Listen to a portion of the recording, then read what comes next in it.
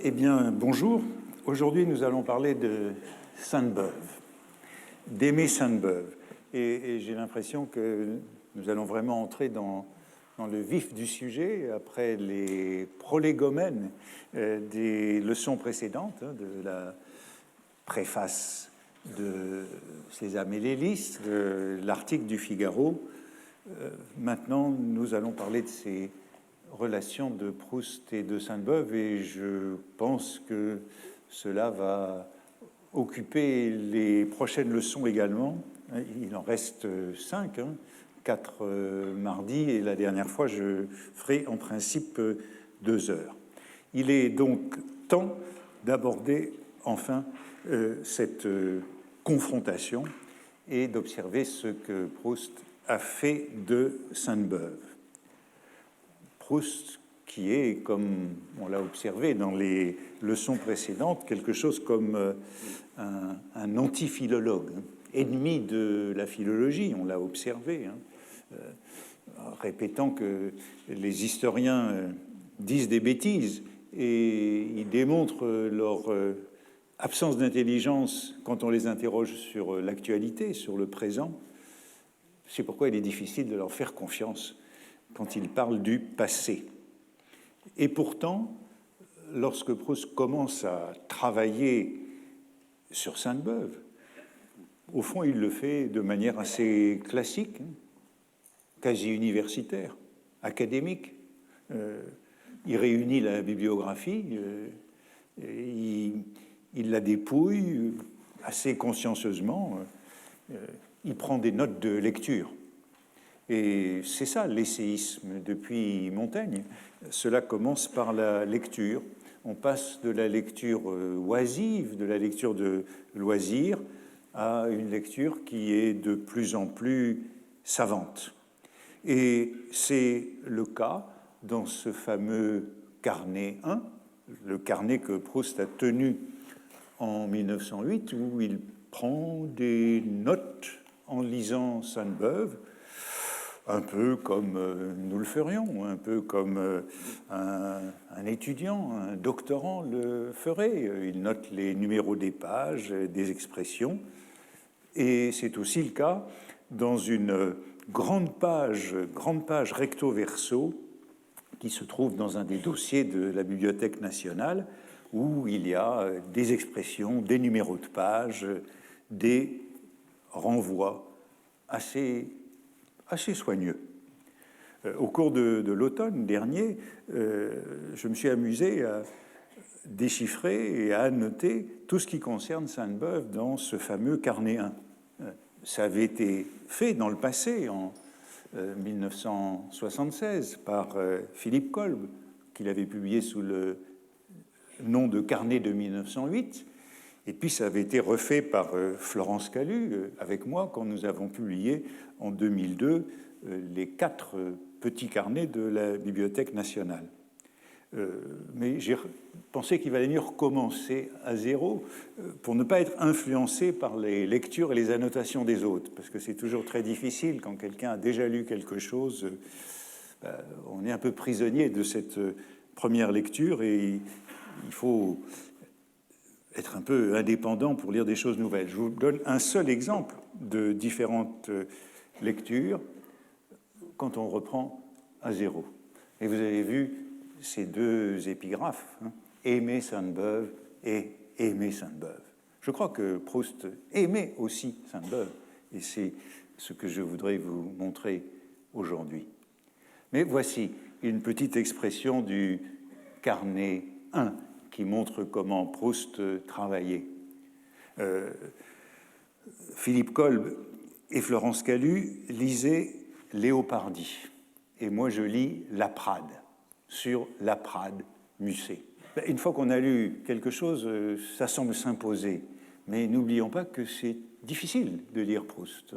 Aujourd'hui, on peut le faire dans de bonnes conditions, puisqu'on peut agrandir, on peut éclairer, mais dans le passé, ce n'était pas aussi aisé.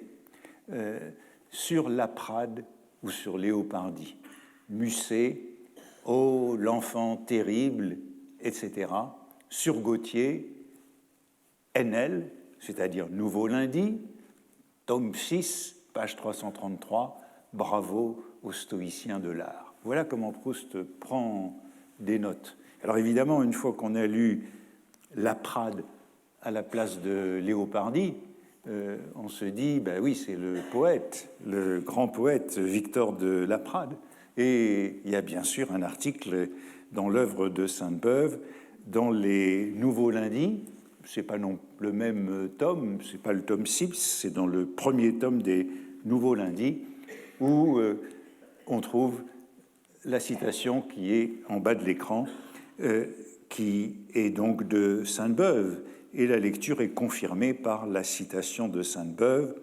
Alfred de Musset, un jour que l'on discutait à l'Académie sur les mérites d'un des recueils de Monsieur de Laprade, eh bien, il se pencha à l'oreille de Sainte-Beuve, Musset, et lui dit avec impatience, « Est-ce que vous trouvez que c'est un poète, ça ?»« Oui. » Aurais-je pu lui répondre, « C'est un poète, bien qu'il vous ressemble si peu, ô charmant et terrible enfant du siècle. » C'est dans les questions d'art et de morale de Victor de Laprade à l'Académie française, le 16 septembre 1861, dans les Nouveaux Lundis. Et on voit tout de suite ce qui intéresse Proust chez Sainte-Beuve, ce sont des tournures, des expressions. Oh, l'enfant terrible, terrible enfant du siècle. Et comme la plupart des cas, c'est toujours des citations approximatives. La conclusion que j'ai tirée de cette relecture et nouveau déchiffrement de tout ce que Proust dit de Sainte-Beuve dans le carnet 1 et dans les cahiers Sainte-Beuve, c'est qu'il a lu Sainte-Beuve plus intensément et plus soigneusement que je ne le pensais jusqu'ici. Lorsque j'avais fait l'édition des carnets de Proust, des 4 carnets dans les années 1990, avec Florence Calu, qui était à l'époque la conservatrice en chef des manuscrits de la Bibliothèque nationale, avait voulu faire le carnet 1. Et je lui avais laissé le carnet 1 et je m'étais occupé d'autres carnets. Et dans les autres carnets, j'avais eu le sentiment que la connaissance que Proust avait de Sainte-Beuve était plus limitée et plus désinvolte, je dirais. Et je crois que je dois réviser ce jugement, et je vous montrerai tout à l'heure des tableaux qui prouveront tout ce que Proust a lu de Sainte-Beuve dans ces quelques années où il se consacrait à lui. Mais d'abord, je voudrais revenir sur la grande actualité de Sainte-Beuve dans ces années-là, que j'ai déjà évoquée une ou deux fois dans ces leçons. Dans ces années 1904-1909, où Proust s'intéresse à Sainte-Beuve, il en est beaucoup question dans l'actualité. C'est le centenaire de sa naissance en 1904, et n'oublions pas que ce sera le cinquantenaire de sa mort en 1919, à l'époque où Proust publiera les quelques grands articles sur Paul Morand, la préface de Tendre Stock, sur Jacques-Émile Blanche, la préface des propos de peintre. Lorsque Proust publie ses préfaces où il est beaucoup question de Sainte-Beuve, eh bien, c'est le cinquantenaire de la mort, et de nouveau, malgré le passage de la guerre de 14, on revient énormément à Sainte-Beuve à ce moment-là. Donc s'il s'intéresse à Sainte-Beuve, c'est parce que tout le monde s'intéresse à Sainte-Beuve, notamment ses amis. Voilà quelques publications qui nous montrent ce dont on parle à ce moment-là. Eh bien, d'abord, 1904, c'est le Livre d'or. Le Livre d'or de Sainte-Beuve, c'est le livre qui est publié pour le centenaire de la naissance, avec des contributions de tous les grands noms. Gaston Boissier, secrétaire perpétuel de l'Académie française, Brunetière, Bourget, Lemaître, tous les grands critiques, sont là. C'est un volume imposant que Proust connaît. Et justement, je me suis aperçu en faisant la notation du Carnéen qu'il renvoie en effet à des textes qui viennent de ce volume. Et puis, un livre qui fait parler de lui, c'est le livre d'amour de Sainte-Beuve, le fameux livre d'amour scandaleux, où Sainte-Beuve évoque ses amours pour Adèle Hugo. C'est le petit livre de poésie que Sainte-Beuve avait publié de manière anonyme en 1843. Son nom n'y figurait pas. Il a été tiré, je crois, à 500 exemplaires et Sainte-Beuve en a distribué quelques-uns. Ça fait un tel scandale qu'il a conservé tous les autres. Ce qui fait qu'à la fin du siècle, les exemplaires qu'on pouvait trouver valaient très cher. Ce volume était donc inconnu jusque-là, en 1904. Et qui le publie en 1904? Eh bien, c'est, vous le voyez, Jules Troubat, le dernier secrétaire de Sainte-Beuve. Alors, vous savez que les secrétaires de Sainte-Beuve ont polémiqué entre eux, justement, à propos de ce livre auparavant, parce que le secrétaire précédent de Sainte-Beuve, qui s'appelait Pons, avait publié un livre qui s'appelait Sainte-Beuve et ses inconnus en 1879. Et ce livre eh bien, avait renouvelé le scandale de 1843, puisque en 1879, Victor Hugo n'était pas encore mort. Victor Hugo n'était pas encore mort, et on racontait ces aventures de Sainte-Beuve et d'Adèle Hugo des années 1830, au moment où Hugo, lui, trompait sa femme avec Juliette Drouet. C'est le même moment des aventures de Hugo et Juliette Drouet et de Sainte-Beuve avec Adèle Hugo.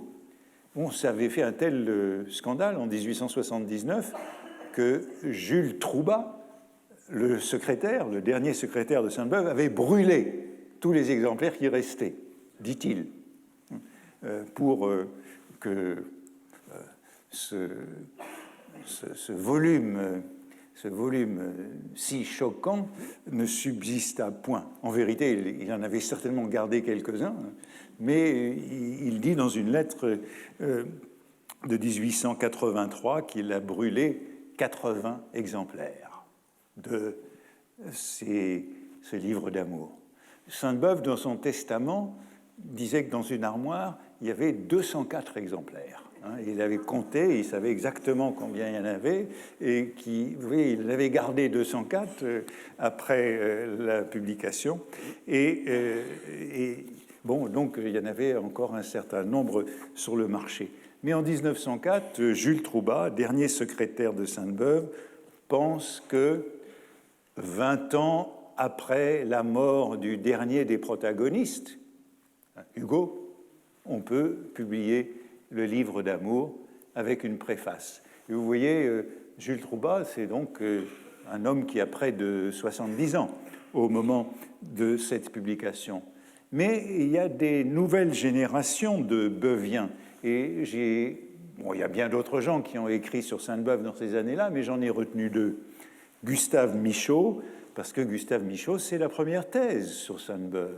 La première thèse universitaire, elle est soutenue en 1903. Sainte-Beuve avant les lundis, et c'est sur la formation de son esprit et de sa méthode critique. Bon, voilà, donc c'est un jeune homme. Il est né en 1870, il a une trentaine d'années, et c'est vraiment le premier travail académique d'un agrégé, alors professeur à Fribourg, dont la thèse complémentaire porte pour titre Quibus rationalibus Sainte-Beuve opus suum des XVIe siècle, iterum ad iterum retractaverit. Je vous rappelle que les thèses, la seconde thèse était toujours en latin. Cette thèse lui a valu d'être nommé professeur à Lille et ensuite de rejoindre la Sorbonne où il fera une carrière tout à fait exemplaire de Sorbonnard. Donc c'est Sainte-Beuve à la Sorbonne en 1903, mais vous voyez qu'il publie aussi un volume très intéressant d'études sur Sainte-Beuve, où notamment il s'intéresse beaucoup à Port-Royal et à la publication de Port-Royal. Et puis lui aussi, il publie le livre d'amour de Sainte-Beuve, document inédit en 1905 et de nouveau en 1910. Donc il y a vraiment cette actualité qui est liée à la possibilité de lire ce livre d'amour. Et puis le troisième personnage dont j'ai parlé, il est intermédiaire comme génération, c'est Léon Séché, dont il a déjà été question à la dernière séance lorsque Donatien Ingros a parlé de lui. Vous voyez que Léon Séché, il est, oui, intermédiaire comme âge, et c'est lui qui publie en 1904 cette monographie sur Sainte-Beuve en 2 volumes. Sainte-Beuve, tome 1, Son esprit, ses idées, tome 2, Ses mœurs. Ses mœurs, en vérité, ce sont les femmes. Il y a une série de chapitres sur les différentes femmes de Sainte-Beuve. D'un côté, ses idées, de l'autre, Sainte-Beuve et les inconnus. Et les inconnus, c'est toujours ce qui intéresse. Et vous le voyez, on a affaire à 2 types d'érudition. Léon Séché, Gustave Michaud, c'est l'universitaire. Léon Séché, ce n'est pas l'universitaire, c'est encore l'antiquaire, pourrait-on dire. C'est le collectionneur de manuscrits, d'inédits. Il est encore, si vous voulez, dans la tradition de l'érudition locale. Il publie une revue qui s'appelle L'Archiviste, revue historique et documentaire publiée d'après des documents tirés des collections publiques et privées de la France et de l'étranger. C'est un polygraphe. Et s'il va vers Sainte-Beuve, c'est aussi, mais comme Gustave Michaud, à partir de Port-Royal. C'est Port-Royal qui les mène à s'intéresser tous les deux à Sainte-Beuve. C'est à partir de ces études, ce livre qui est donc sans doute le livre le plus ambitieux de Sainte-Beuve, c'est 7 volumes sur Port-Royal. Et Léon Séché, eh bien, c'est un homme qui publie de nombreux inédits. Et vous voyez ce qu'il publie.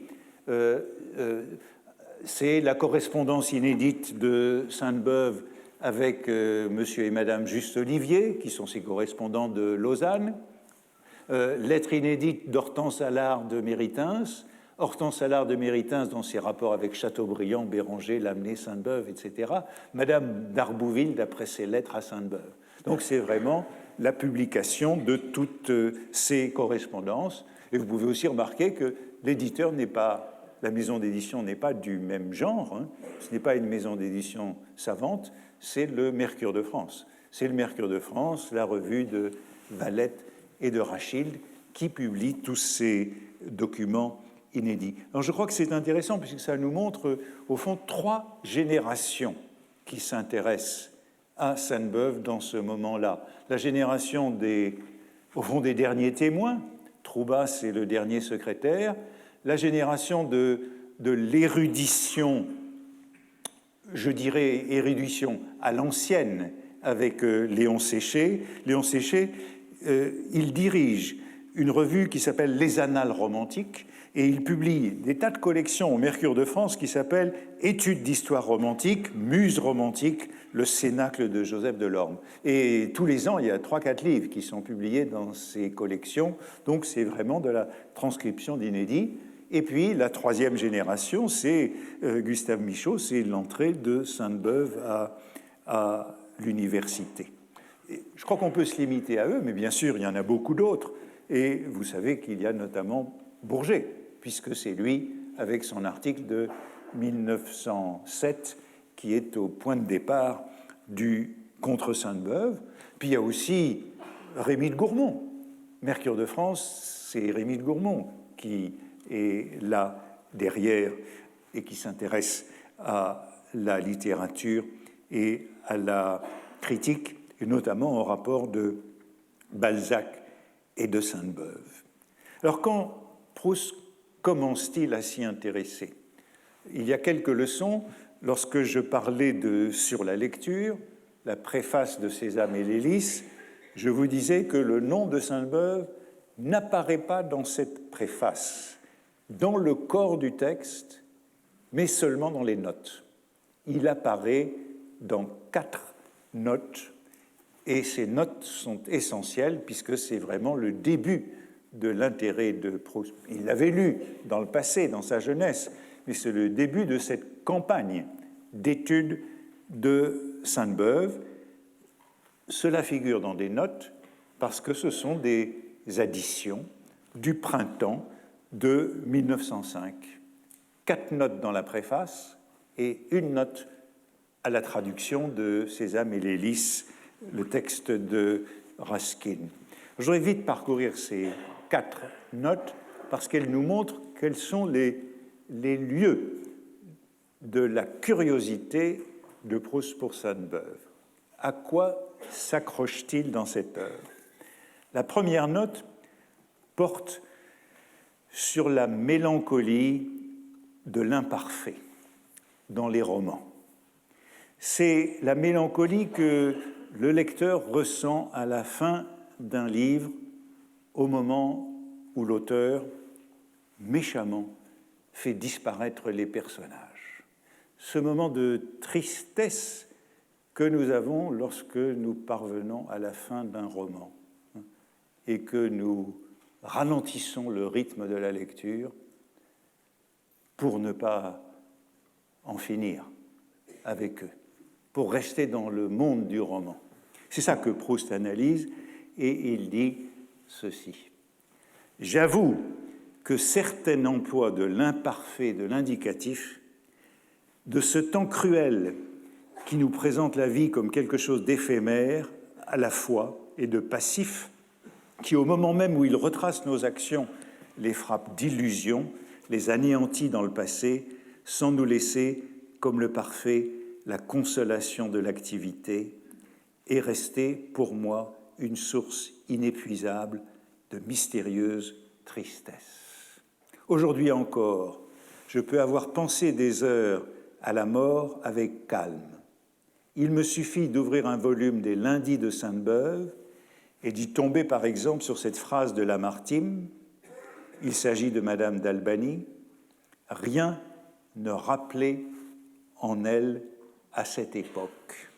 C'était une petite femme dont la taille un peu affaissée sous son poids avait perdu, etc., pour me sentir aussitôt envahi par la plus profonde mélancolie.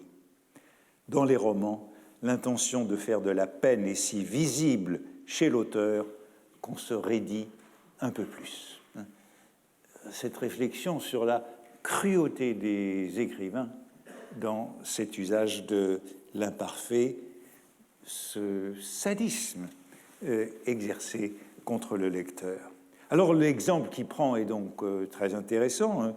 Ce n'est pas dans un roman, mais c'est en lisant l'article de Sainte-Beuve sur la comtesse d'Albany dans les Nouveaux Lundis, tome 5, où il tombe sur cette citation de Lamartine. Donc c'est Sainte-Beuve citant Lamartine.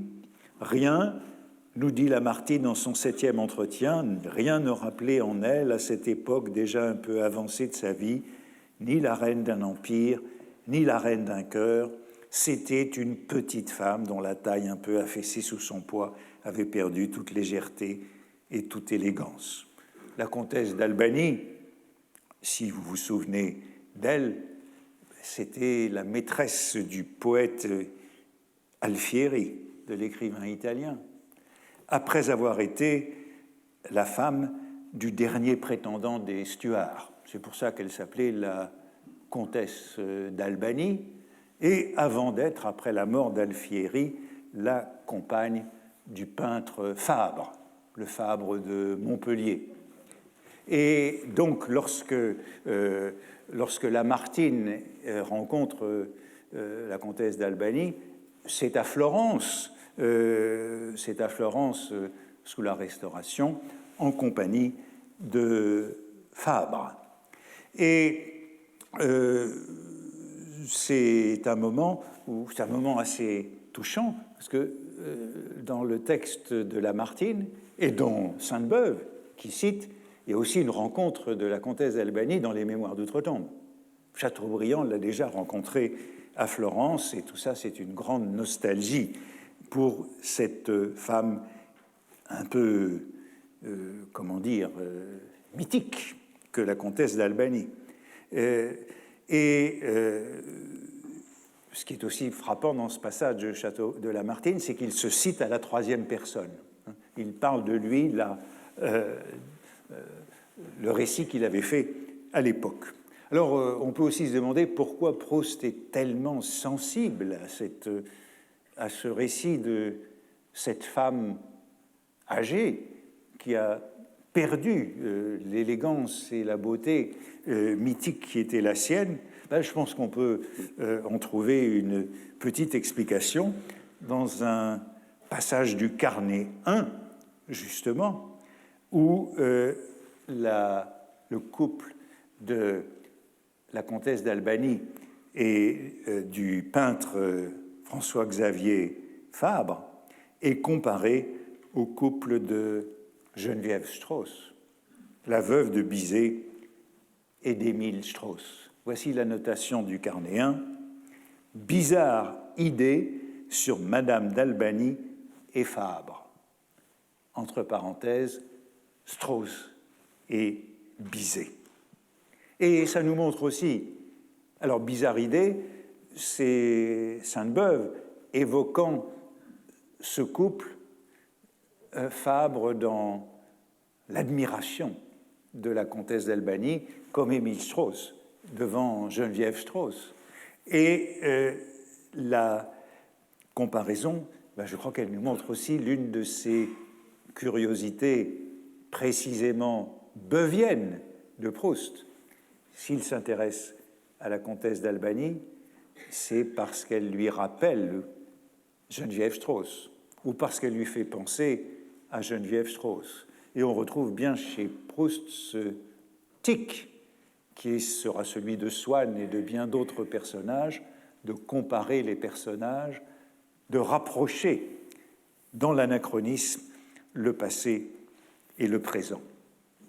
La deuxième note de la préface de Sur la lecture, qui nous renvoie à Sainte-Beuve au printemps de 1905, elle porte sur quelque chose qui est encore plus central pour Proust et pour la recherche du temps perdu, c'est sur la maladie de la volonté, la paresse, la procrastination.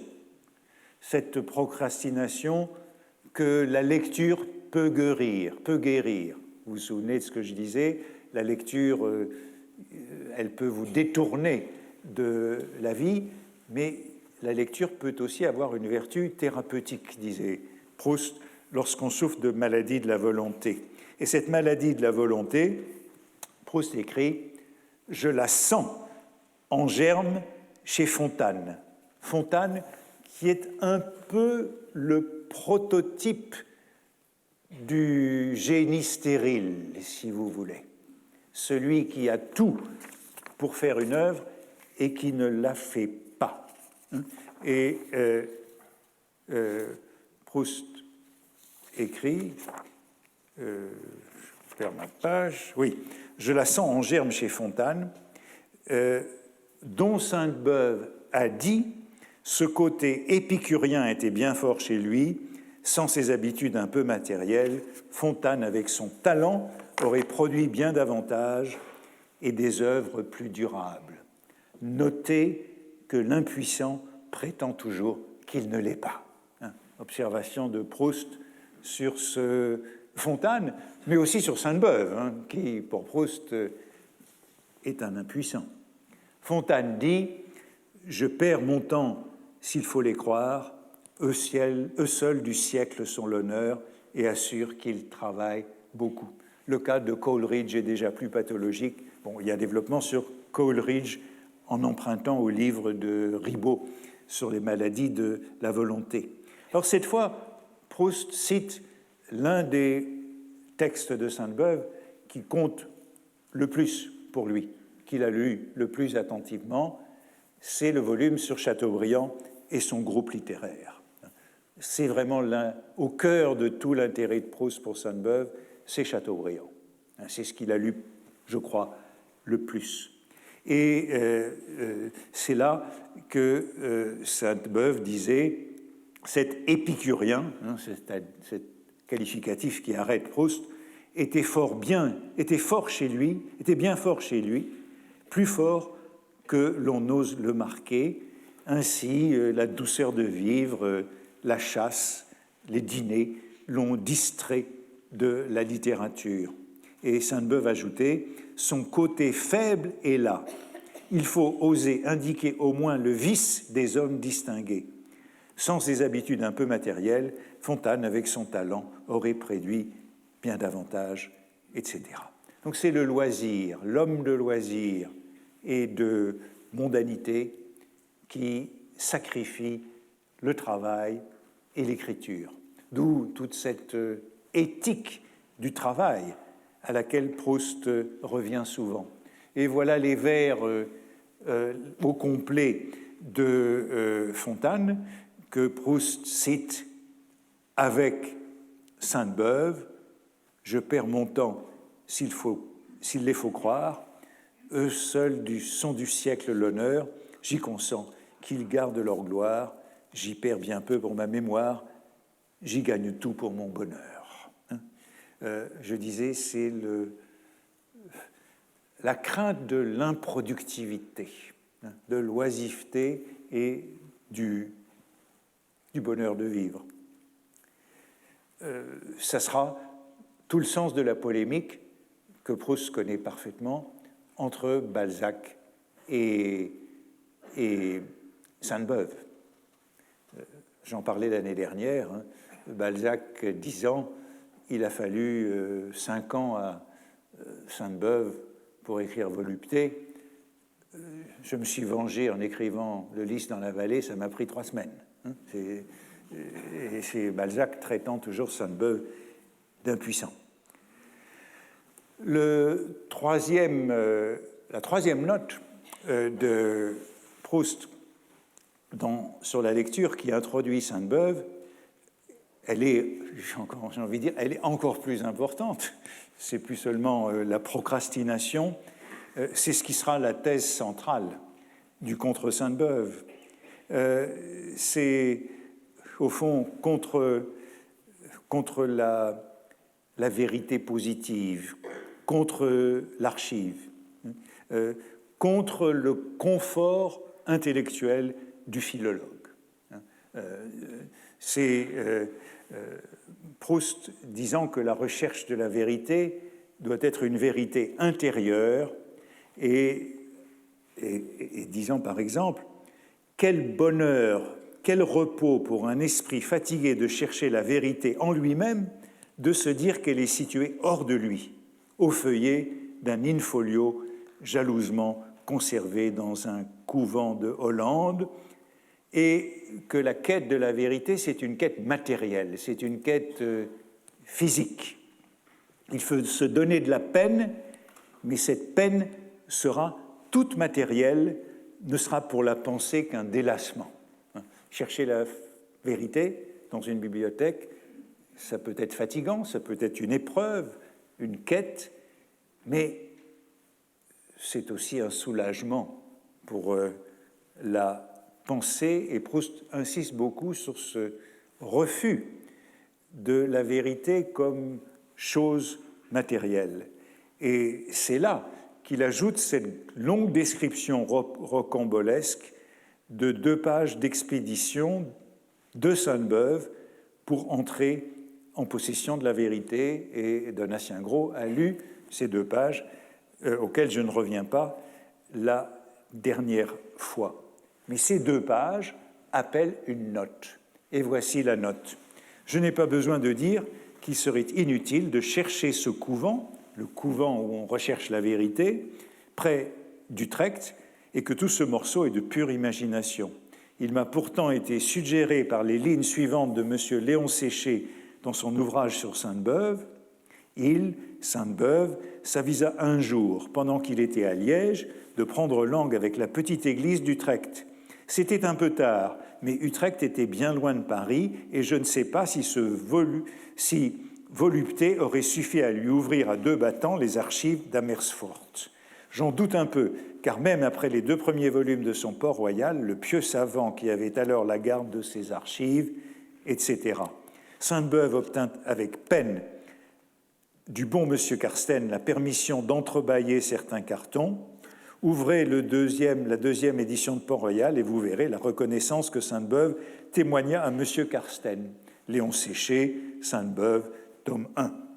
Quant aux détails du voyage, ils reposent tous sur des impressions vraies, etc. Vous voyez que Proust, ici, cite le livre de Léon Séché que j'évoquais tout à l'heure, et le récit que fait Léon Séché du voyage de Sainte-Beuve, à l'époque où il faisait son cours sur Chateaubriand à Liège, en 1848-1849, pour étudier sur place ce qui reste du jansénisme vivant. C'est la communauté des vieux catholiques d'Utrecht qui sont la dernière survivance du jansénisme dans le monde. Mais Proust se moque de Sainte-Beuve, mais je dirais que c'est un mauvais procès, car on a l'impression qu'il ne se rend pas compte que Léon Séché lui-même désapprouve Sainte-Beuve. Regardez toutes les expressions de Léon Séché. C'était un peu tard. Il a déjà publié Port-Royal lorsqu'il va regarder les archives. On n'a fait que lui entrebâiller. J'ai l'impression que Proust ne se rend pas bien compte de la distance qui est marquée par Léon Séché et qui juge, lui, je vous ai dit qu'il était, c'est le modèle de l'érudit antiquaire.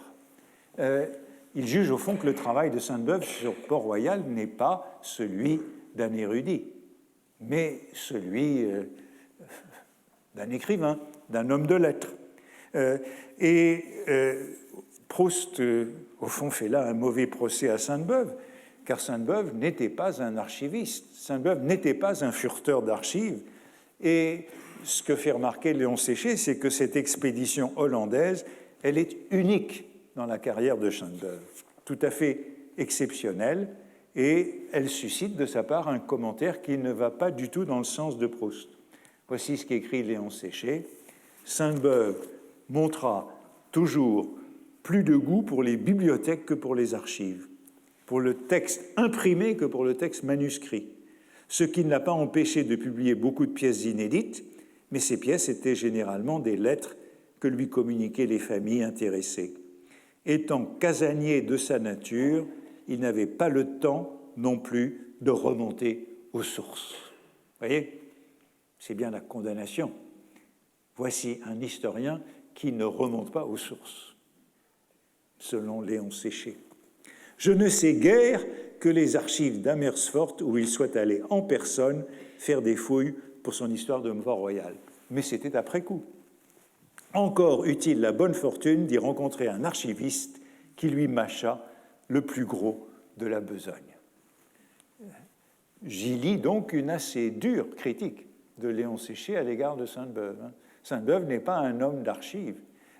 S'il n'y avait pas eu M. Carsten pour lui déchiffrer ses documents, s'il n'avait pas des correspondants qui lui envoyaient des lettres inédites, eh bien, il se contenterait de travailler de seconde main. Et je vous rappelais l'autre fois que Sainte-Beuve n'allait même pas beaucoup à la bibliothèque pour faire ses lundis. C'était la Bibliothèque nationale qui lui envoyait ce dont il avait besoin. Son secrétaire allait chercher à la bibliothèque les livres pour écrire les lundis, d'un lundi à l'autre. Belle époque où on pouvait ainsi emprunter les livres de la Bibliothèque nationale quand on était Sainte-Beuve. Sainte-Beuve remercie ses hôtes dans ses lettres. Il les remercie beaucoup, hein, et il y a Léon Séché cite la lettre de remerciement de ce Carsten qui l'a aidé, mais c'est assez curieux que Proust soit tombé justement sur cette seule expédition d'archives pour caractériser Sainte-Beuve.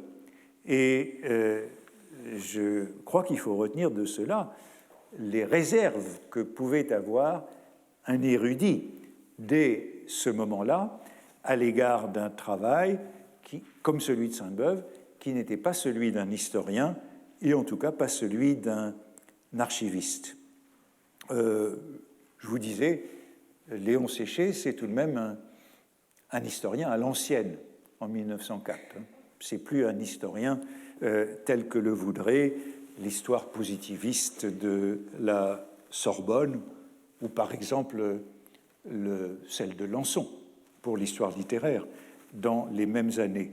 Et on a l'impression que dans ses réflexions, Proust confond Sainte-Beuve avec Léon Séché comme type d'érudition ou de savoir.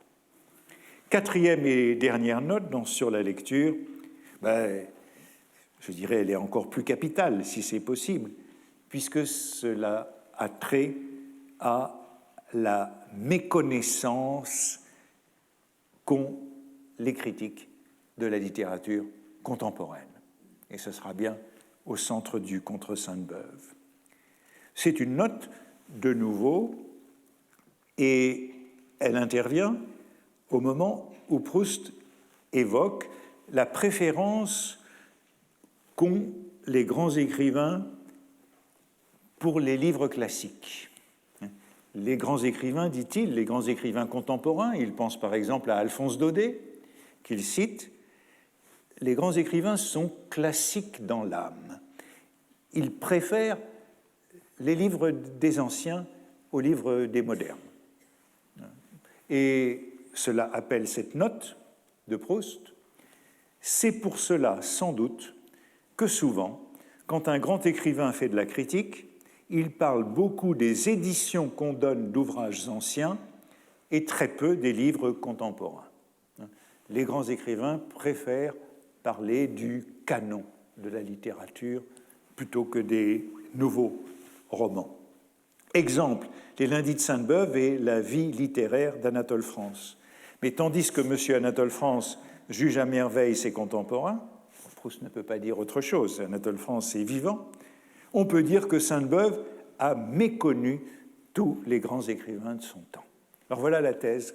Sainte-Beuve a méconnu tous les grands écrivains de son temps. Proust ne fera que répéter tout cela tout au long du Contre Sainte-Beuve, et on voit apparaître ce mot qui est très important, c'est le mot de méconnaissance, auquel Proust reviendra toujours.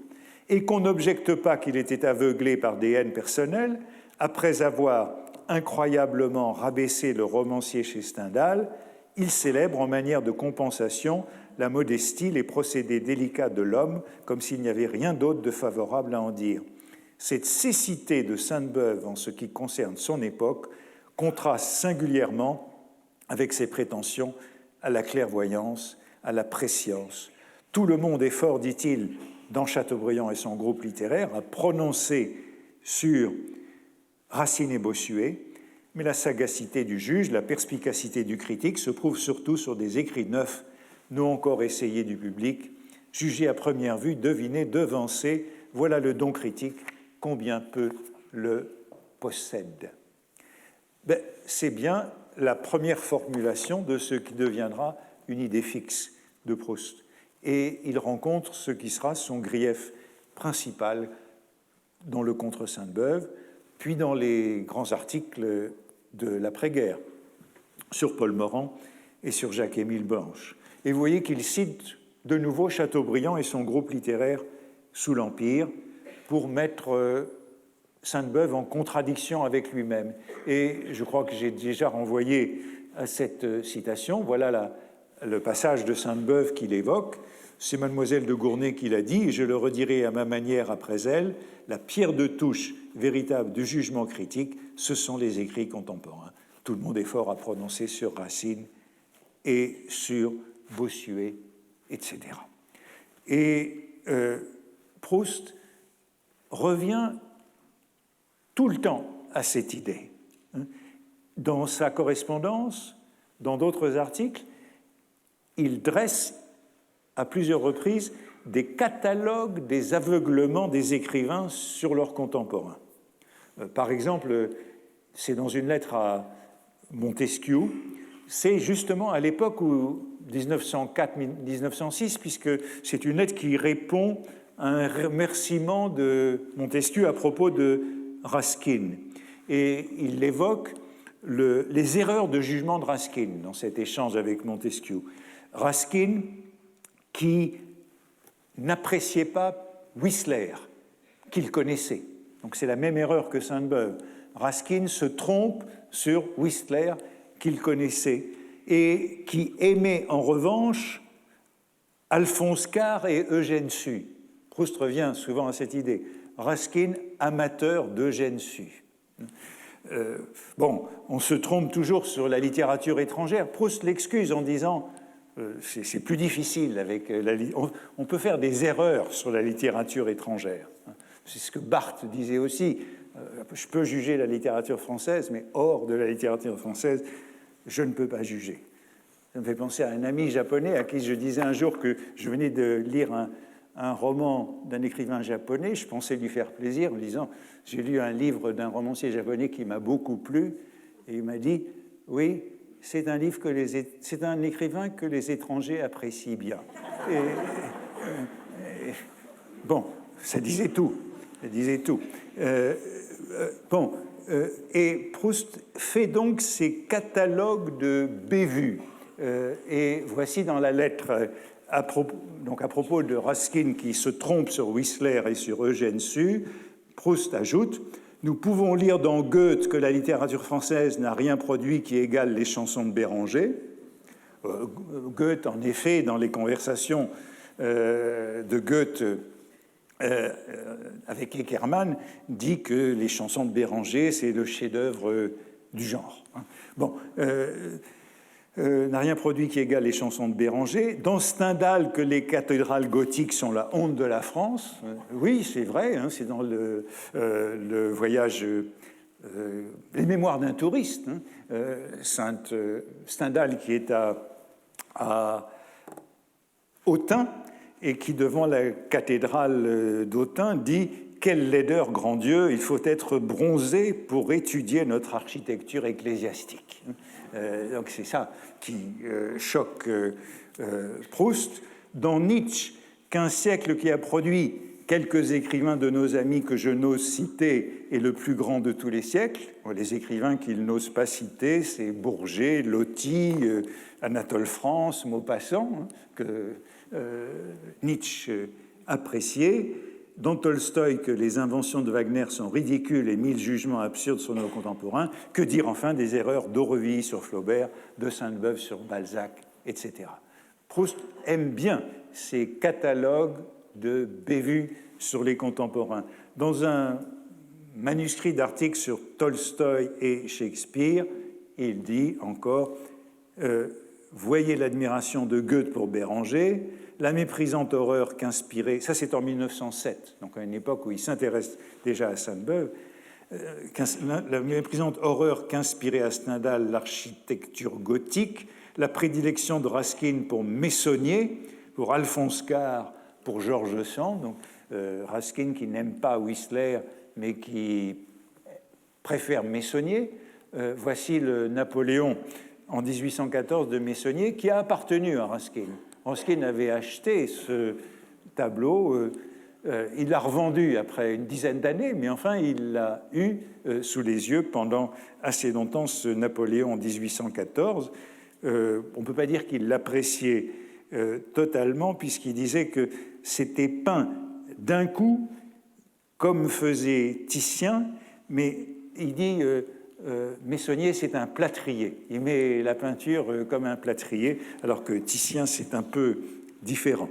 Bon, et donc il y a toute cette liste d'erreurs qui reviennent constamment sous sa plume, et en particulier à la fin, ce qui reviendra dans la recherche du temps perdu.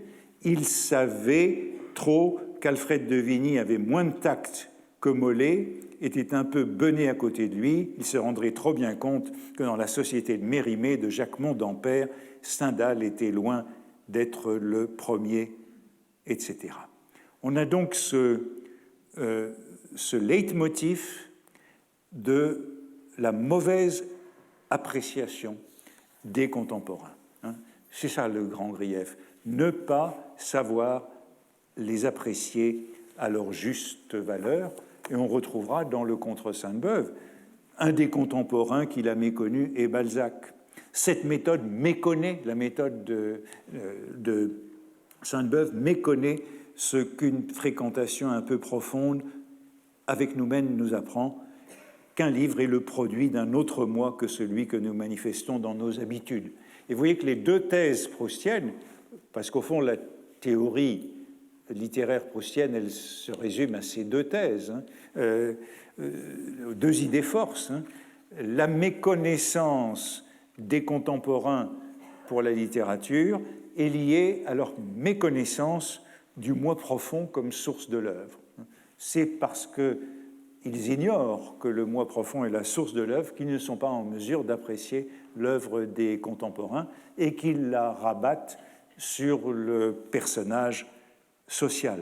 Et c'est le cas de Stendhal qui est mentionné dans la note de Sésame et l'hélice, et bien entendu, il est déjà là, et ce cas de Stendhal est celui qui sera développé dans le Contre Sainte-Beuve assez longuement et sans que j'aie besoin de trop y revenir, mais voilà le passage du Contre Sainte-Beuve, parlant de la grande admiration qu'inspire à plusieurs écrivains de la nouvelle génération l'œuvre de Stendhal. Sainte-Beuve dit qu'il me permette de leur dire qu'il ne vaut pas grand-chose comparé à ses contemporains qu'il fréquentait dans les salons.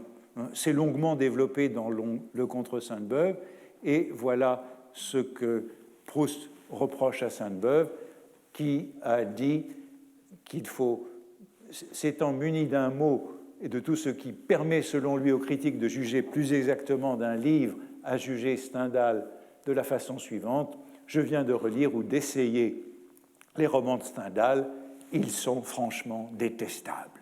Conclusion de Sainte-Beuve, que voici. C'était à propos de Taine, qui lui appréciait bien Stendhal. Je dirais qu'ayant connu Stendhal, l'ayant goûté, ayant relu encore récemment ou essayé de relire ses romans tant préconisés, romans toujours manqués, malgré de jolies parties et somme toute détestables. Voilà ce que disait Sainte-Beuve.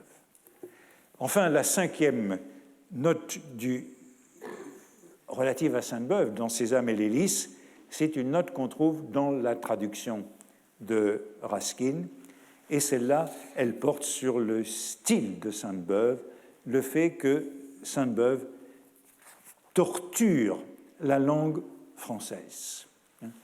C'est l'idée de déraillement. Et au fond, c'est ce qui intéresse Proust lorsqu'il note des expressions de Sainte-Beuve. Ce sont des expressions qui déraillent. Le fait que, chez un Sainte-Beuve, la recherche de la curiosité, le perpétuel déraillement de l'expression qui sort à tout moment de la voix directe et de l'acception courante est charmant, mais donne tout de suite la mesure, si étendue d'ailleurs qu'elle soit, d'un talent, malgré tout, de second ordre. Alors c'est cette idée de déraillement charmant. N'oublions pas, le déraillement est tout de même charmant.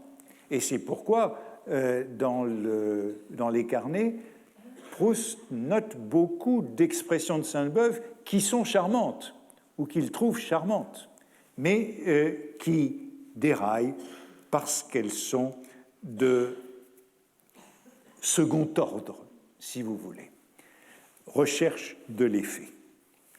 Il y a donc un beuvisme de Proust, et c'est pourquoi je m'intéressais à cette expression « aimer Sainte-Beuve » qui revient chez lui, que j'avais donné, qui revient à 2 reprises dans les carnets que j'avais mis en frontispice de la leçon.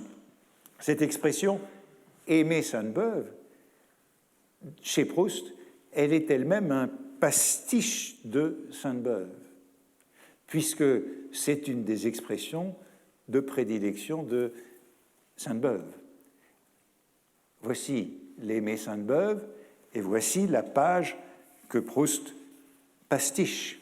C'est la fin de l'article de Sainte-Beuve sur Molière, qui se termine par cette anaphore « aimer Molière, aimer Molière, aimer Molière, aimer Molière, aimer Molière », répétée 10 fois pendant 4 pages. C'est l'anaphore qui conclut le feuilleton de Sainte-Beuve sur Molière en 1863. Voici les 4 pages ponctuées par cet aimé Molière que Proust connaît bien, puisqu'il le note dans une page où il prend des notes sur Sainte-Beuve. Vous voyez que ces notes commencent par « Aimé Molière, volume sur Vernet », le peintre Horace Vernet, etc. Proust joue sur cette formule, puisqu'il y revient encore lorsqu'il évoque Balzac dans le Contre Sainte-Beuve avec sa mère. « Aimé Balzac, aimé Balzac, Sainte-Beuve, qui aimait tant définir ce que c'était que d'aimer quelqu'un, aurait eu là un joli morceau à faire. » Malheureusement, il n'aimait pas Balzac. Vous voyez que l'expression « aimer Balzac »,« aimer Molière »,« aimer Sainte-Beuve », tout cela revient beaucoup. Et je voudrais questionner cet « aimer Sainte-Beuve ». Vous voyez qu'il est récurrent chez Proust.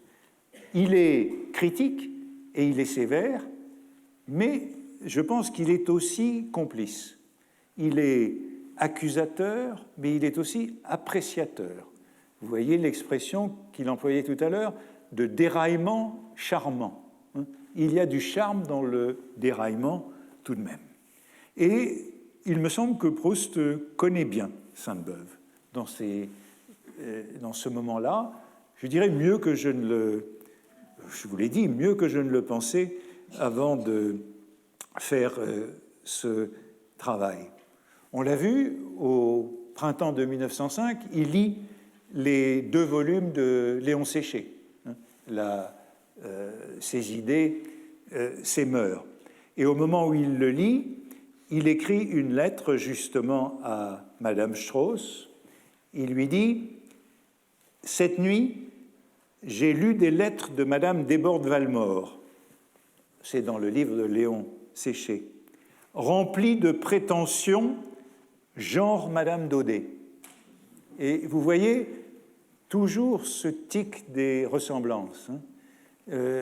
Dans Marceline Desbordes-Valmore, ce qui l'intéresse, c'est de retrouver Madame Daudet. Et en vérité, c'est parce que dans le passage de Marceline Desbordes-Valmore, c'est une discussion, ce sont des ragots, c'est très méchant, ce sont des potins sur la touche. Sainte-Beuve demande à Marceline Desbordes-Valmore, pour écrire son article nécrologique sur la touche, des renseignements sur la touche que Marceline Desbordes-Valmore a aimé. Et elle lui répond « Cet homme qui a passé si près du talent, que c'est bien cela. À vrai dire, je n'osais pas ouvrir ses derniers livres de peur de les trouver trop mauvais. » C'est ça que Proust apprécie, ce genre de rosserie. Il ajoute « quelle rosserie !» leur méchanceté. Autre indice de cette bonne connaissance de Sainte-Beuve dans ces mêmes années, je dirais que c'est même un peu de cuistrerie de la part de Proust. C'est une lettre à son ami Robert Dreyfus en 1907. Robert Dreyfus vient lui envoyer son livre sur 48.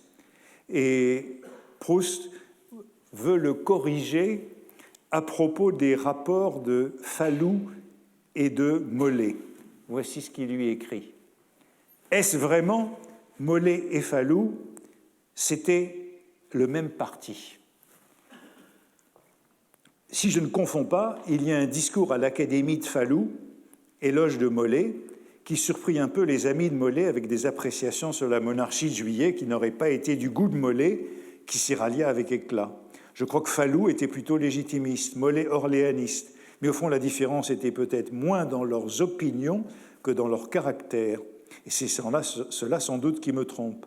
Molé était un homme d'un grand et libéral caractère, et Falloux un clérical mondain, etc.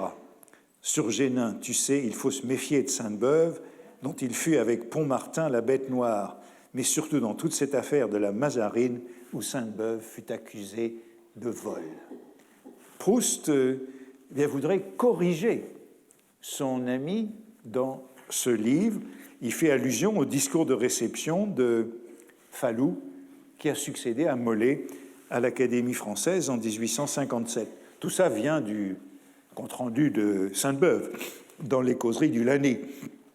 Et Dreyfus lui répond, Proust réagit et concède, rend les armes. C'est la citation du bas.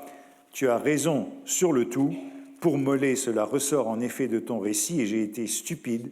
Pour Sainte-Beuve, en effet, c'était une affaire de fonds secret. Je me rappelais, préface de Chateaubriand, une telle véhémence de protestation de sa part et je croyais au moins à un vol.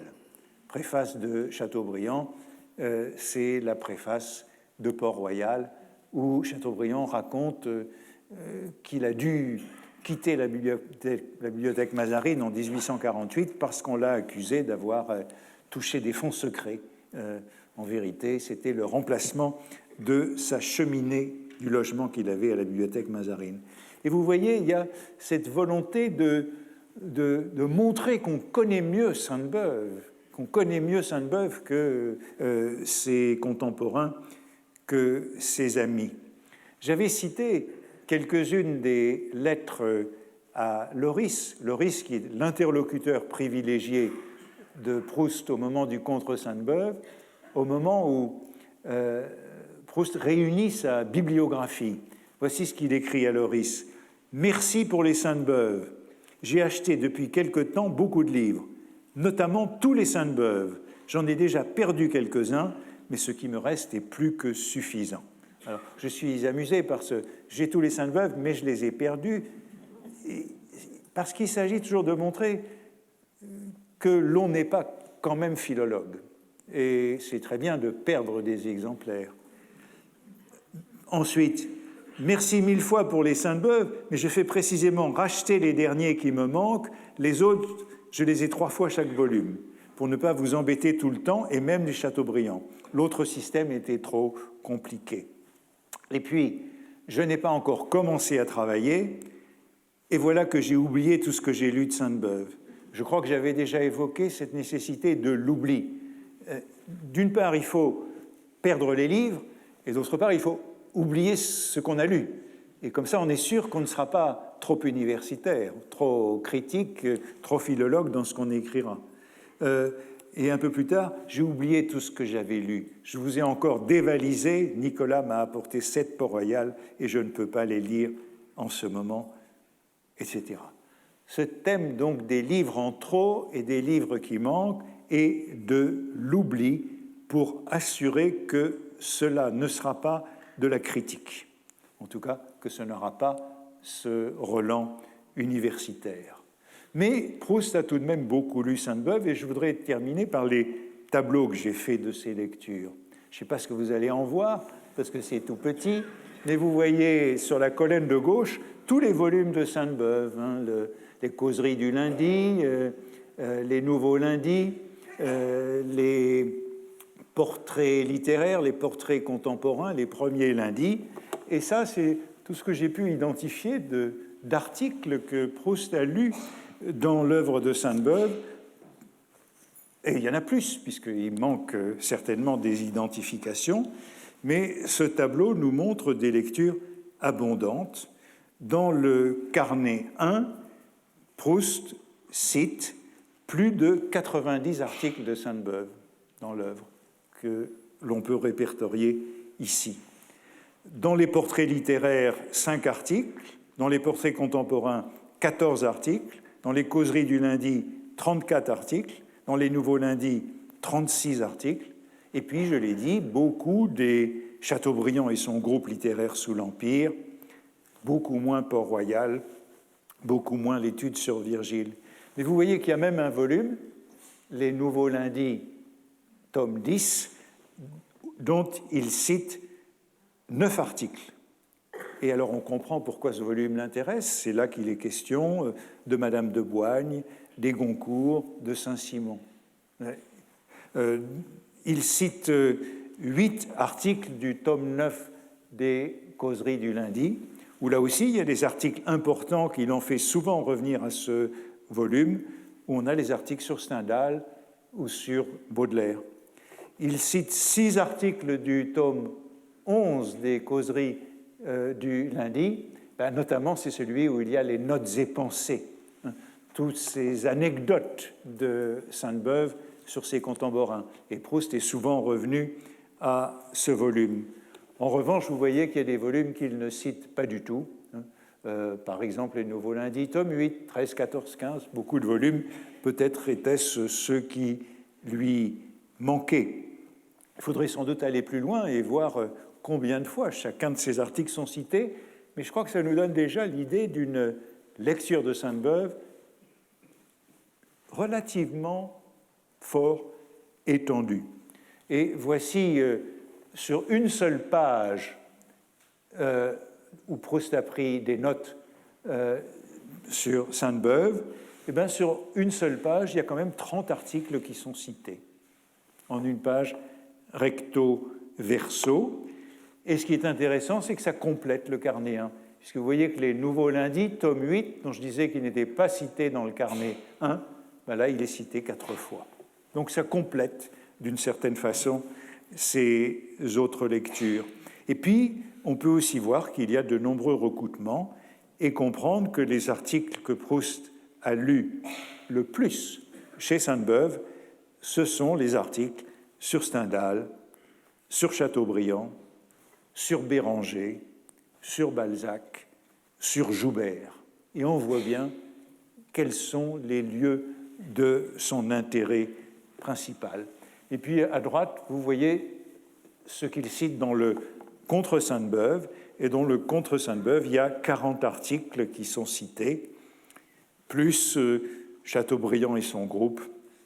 Et là encore, c'est ce qui me fait dire, ce que je vous avais annoncé tout à l'heure, que c'est probablement tout ce qui concerne Chateaubriand vers lequel Proust retourne le plus souvent dans ses textes. On pourrait encore, à l'époque du Sainte-Beuve, du Contre Sainte-Beuve, s'intéresser à quelques-unes de ces discussions un peu pédantes relatives aux critiques que Proust a avec ses correspondants, notamment une discussion qui a lieu avec Henri Bordeaux sur une citation justement de Chateaubriand, lue chez Sainte-Beuve. Mais il me semble que je dois arrêter ici, après avoir essayé de vous montrer, au fond, qu'il y avait de la part de Proust, et c'est sur ça que je reviendrai la prochaine fois, beaucoup d'amour pour Sainte-Beuve, et en tout cas une lecture approfondie, en tout cas ambivalente, à propos de ces déraillements charmants, puisque c'est ça qu'il note avec prédilection dans ses carnets. Je vous remercie.